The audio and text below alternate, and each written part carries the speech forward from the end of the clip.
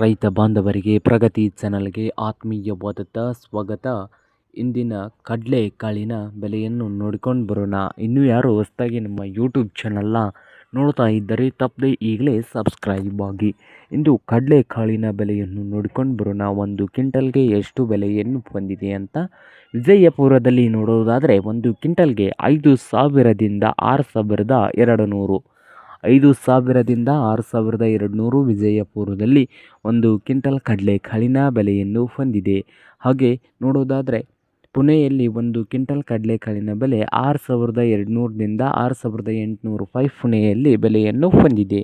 ಹಾಗೆ ಬಾಗಲಕೋಟೆಯಲ್ಲಿ 5,400ದಿಂದ 5,600 ರೂಪಾಯಿವರೆಗೆ ಬೆಲೆಯನ್ನು ಹೊಂದಿದ್ದು, ಹಾಗೆ ರಾಯಚೂರದಲ್ಲಿ 5,000ದಿಂದ ಹಿಡ್ಕೊಂಡು 5,900 ರೂಪಾಯಿವರೆಗೆ ಒಂದು ಕ್ವಿಂಟಲ್ ಕಡಲೆಕಾಳಿನ ಬೆಲೆಯನ್ನು ಹೊಂದಿದೆ. ಹಾಗೆ ಸೊಲ್ಲಾಪುರದಲ್ಲಿ ಒಂದು ಕ್ವಿಂಟಲ್ ಕಡಲೆಕಾಳಿನ ಬೆಲೆ 5,000ದಿಂದ 5,800, ಹಾಗೆ ಸಾಂಗಲಿಯಲ್ಲಿ 6,000ದಿಂದ 6,500 ರೂಪಾಯಿ ಒಂದು ಕ್ವಿಂಟಲ್ ಕಡಲೆಕಾಳಿನ ಬೆಲೆ. ದಾವಣಗೆರೆಯಲ್ಲಿ 5,000ದಿಂದ 5,600 ರೂಪಾಯಿವರೆಗೆ ಬೆಲೆಯನ್ನು ಹೊಂದಿದೆ. ಇದು ಇಂದಿನ ಕಡಲೆಕಾಳಿನ ಬೆಲೆ ಆಗಿದೆ.